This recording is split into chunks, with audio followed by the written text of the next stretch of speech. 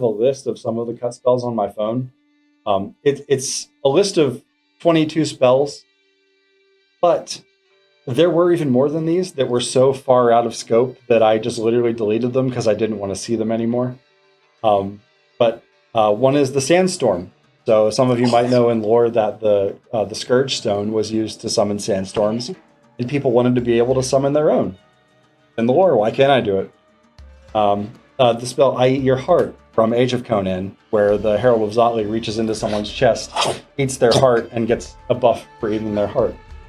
That one was technically very expensive, right? And then not every monster has a heart in the same location, things like that.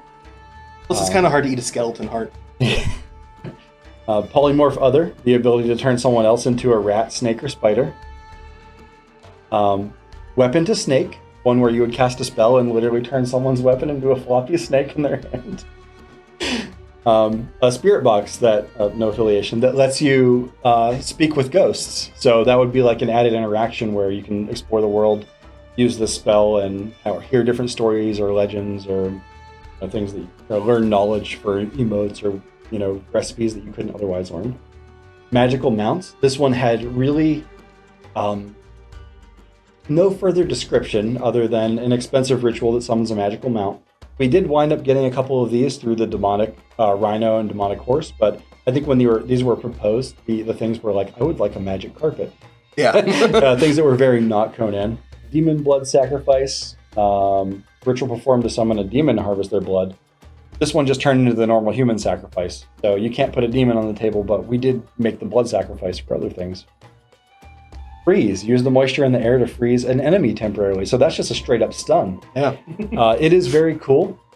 It is a bit stretchy in the high fantasy side of things for Howard, but we also let that logic kind of play into the Ice Bridge too. That was kind of the same justification.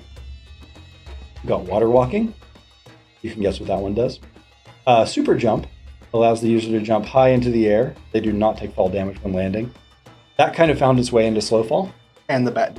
A Flying Potion that allows the user to temporarily fly. They do not receive fall damage after flight expires.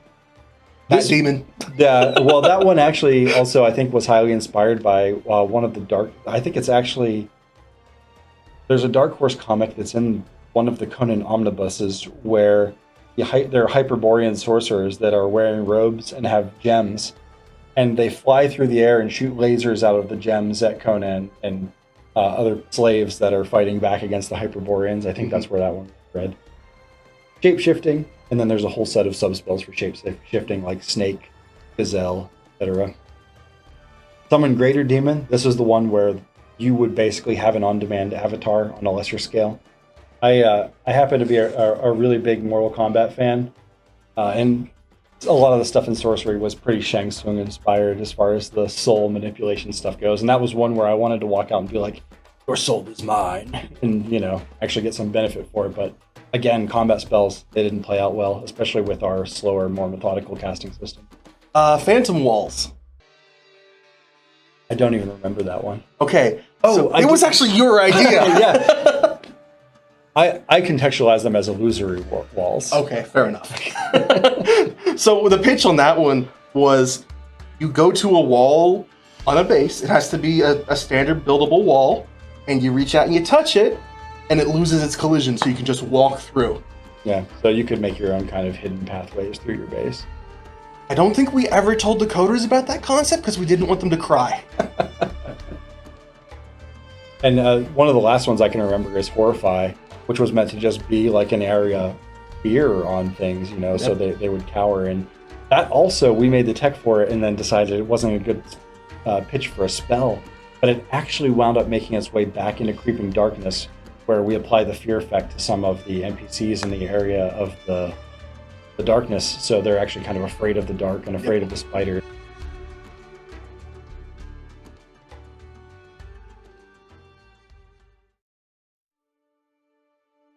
There was a lot of tech built for Sorcery. There was a lot of tech built for Sorcery. So Sorcery, when we first started implementing it, this was before we actually knew what Sorcery was going to be.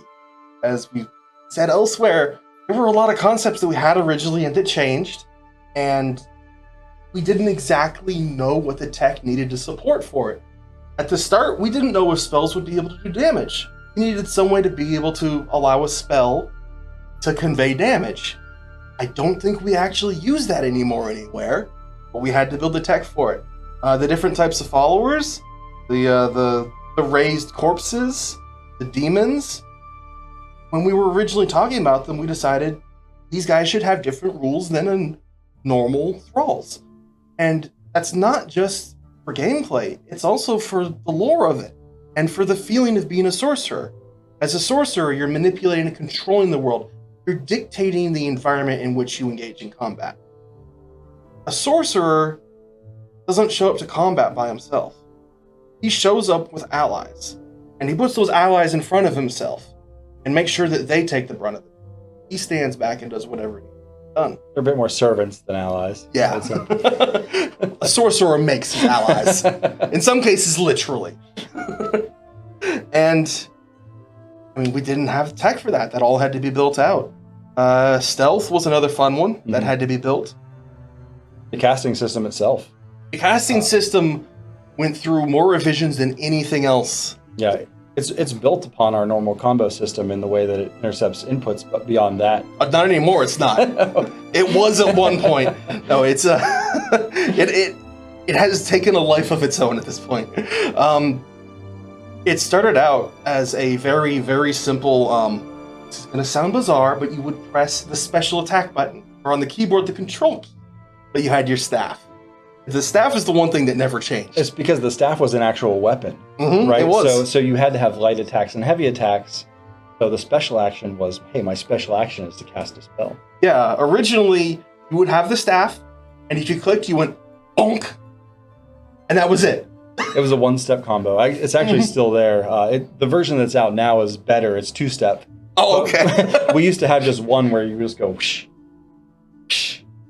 Because we never really wanted it to be a weapon, right? The sorcerer, Exactly. if he fights, would fight with a blade like a normal man, right? Right. So the original version of the casting system, when you started casting, it would open up a radial menu, like say when you're interacting with like a chest or something like that, and it would show you different icons for the different schools of magic or the domains or whatever they ended up being called, and it would tell you what it is, and then you'd navigate into it, and there'd be spells in there, and it would just continually pop radial menus, and you choose what spell you want to cast, and then it would do a cast animation of some kind, and then that was it. And you were basically limited by how fast you could click through the radial menus. That was awful. So we moved on. We put animations between the radial menus. It looked cool if you weren't the one casting.